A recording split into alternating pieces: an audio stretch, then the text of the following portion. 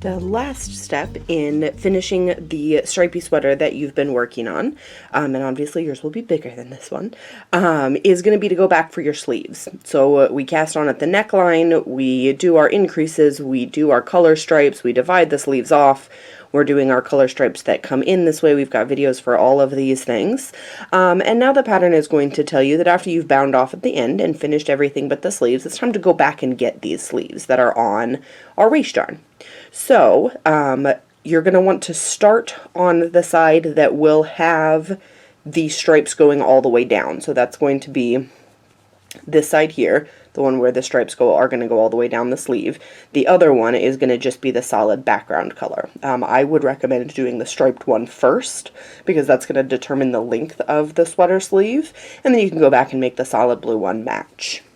So you're going to start by finding the end of the waist yarn that's got your live stitches on it.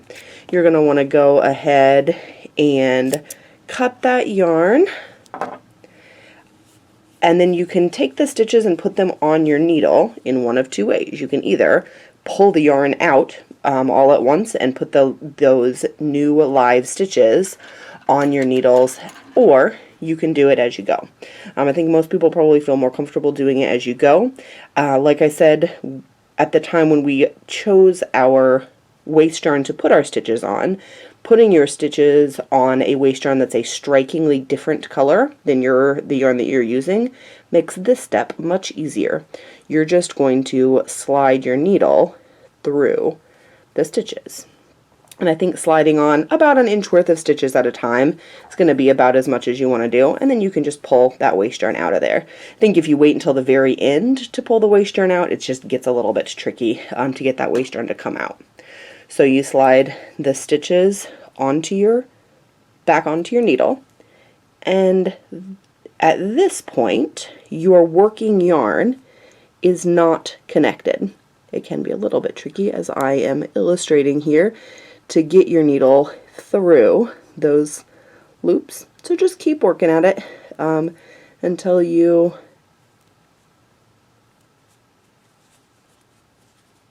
get it through. I'm just going to go ahead and pull out my waist yarn, all together. So the other option is if you pull your waist yarn out all together, you'll have these live loops. If you're really having trouble getting through, let's see, then that can happen. So if that does happen and you end up losing a stitch, I would go ahead and pick up all of the other stitches and then go back. I find if you try to chase that stitch that you lost before you've caught all the other stitches, what you tend to do is unravel more. So if you get everybody up on your needle first, then you can more easily go back and fix it like that. So you've got all of the stitches from your waist yarn onto your needles, and now at this point your working yarn is not connected to your work at all, because you've gone ahead and cut your yarn when you bound off at the end here. So what we're going to do now is you're going to pick up one stitch for every one of the stitches that we cast on for this underarm section. So depending on your size, it's going to be somewhere between 14 and 24 stitches that you cast on. For my little mini version, it was 3 stitches along here. And so we are going to, at this point, grab our working yarn, and we're going to pick up a stitch on each of those 3. And picking up stitches, or to pick up and knit stitches, I always think of as a little bit more of an art than an exact science.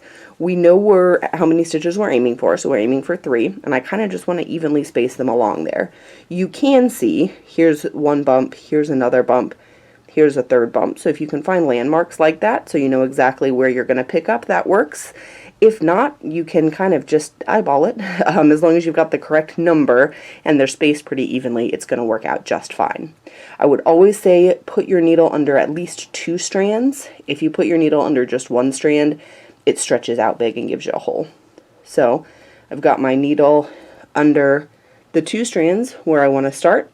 I I just take my working yarn, I leave about a 6-inch tail hanging, I lay that yarn across, and I'm going to pull it through.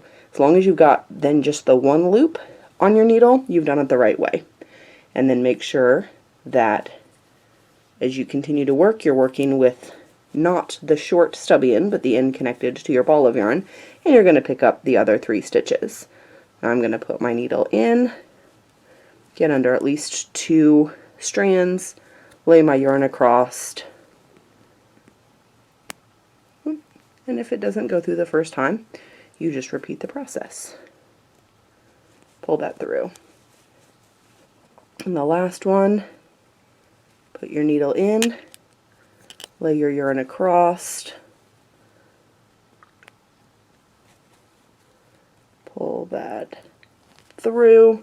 So now I've picked up 1 in each of my needles. And now you are simply going to knit all the way around. So your working yarn is connected, you're right there at the edge where the live stitches are back on your needle. You're just going to start knitting just like normal. So this first round is going to be the 3rd blue. So all along you do 3 rows of your main color and then a knit row and a purl row with your contrast color. When you put your sleeve stitches on waste yarn, you had done 2 of the 3 rows of background color. So you're going to do 1 row of your background main color, just knit like normal before you're going to start adding your stripes in again.